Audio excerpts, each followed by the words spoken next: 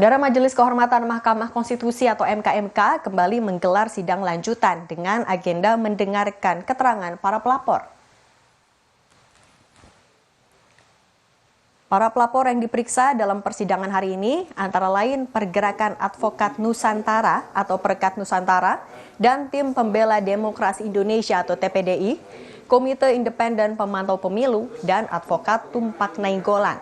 Dalam sidang tersebut, Koordinator Perkat Nusantara, Petrus Celestinus, menilai Ketua MK Anwar Usman telah melanggar prinsip independensi dan prinsip ketidakberpihakan dalam memutus perkara nomor 90 tahun 2023. Kami melihat dan kami meyakini betul bahwa hakim terlapor telah berada dalam posisi sebagai melanggar prinsip independensi, prinsip ketidakberpihakan, dan prinsip integritas di dalam peraturan kode etik dan perilaku hakim konstitusi.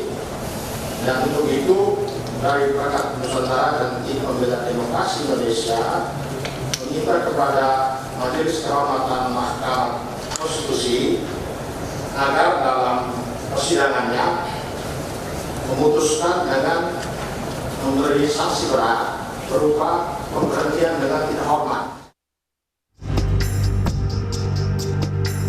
Majelis Kehormatan Mahkamah Konstitusi memastikan putusan mengenai laporan dugaan pelanggaran etik akan dibacakan pada 7 November mendatang atau sehari sebelum batas akhir pengusulan bakal calon presiden dan calon wakil presiden pengganti ke KPU. Ketua Majelis Kehormatan Jimli Asyidiki menyebut putusan harus keluar sehari sebelum jadwal penggantian pasangan bakal calon presiden dan wakil presiden yang ditetapkan Komisi Pemilihan Umum. Kami sudah putuskan dan ini sudah kami bicarakan juga dengan para hakim, 9 hakim. Waktu kemarin kami mengadakan pemeriksaan kolektif gitu, karena 9 hakim semua terlapor. Kita adakan sidang untuk 9, tapi kita lanjutkan nanti satu persatu. Jadi kita ngebut ini, putusan insya Allah tanggal 7.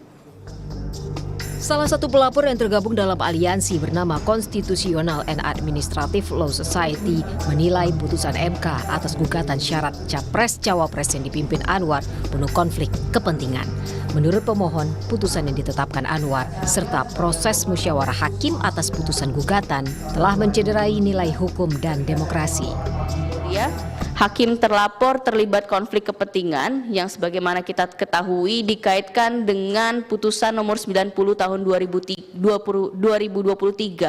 yang membentangkan karpet merah bagi keponakannya sendiri, Wali Kota Solo Gibran Rakabuming Raka, yang juga merupakan putra dari Presiden Joko Widodo. Keterlibatan di sini dalam arti yang bersangkutan tidak mengundurkan diri untuk memeriksa dan memutus perkara dan juga terlibat aktif untuk melakukan lobi dan memuluskan lancarnya perkara ini agar dikabulkan oleh hakim yang lain. Denny Indrayana yang menjadi salah satu pelapor dugaan etik Hakim Konstitusi meminta putusan sidang Majelis Kehormatan itu diputuskan sebelum 8 November 2023 atau masa pengajuan penggantian bakal Capres-Cawapres. Karena saya melihat ini dimanfaatkan untuk maju calon wakil presiden, maka memang saya meminta pada Kamis sidang klarifikasi awal, sebisa mungkin putusan Majelis Kehormatan itu sebelum tanggal 8. Karena tanggal 8 itulah batas akhir untuk mengajukan calon pengganti. Bukan penetapan.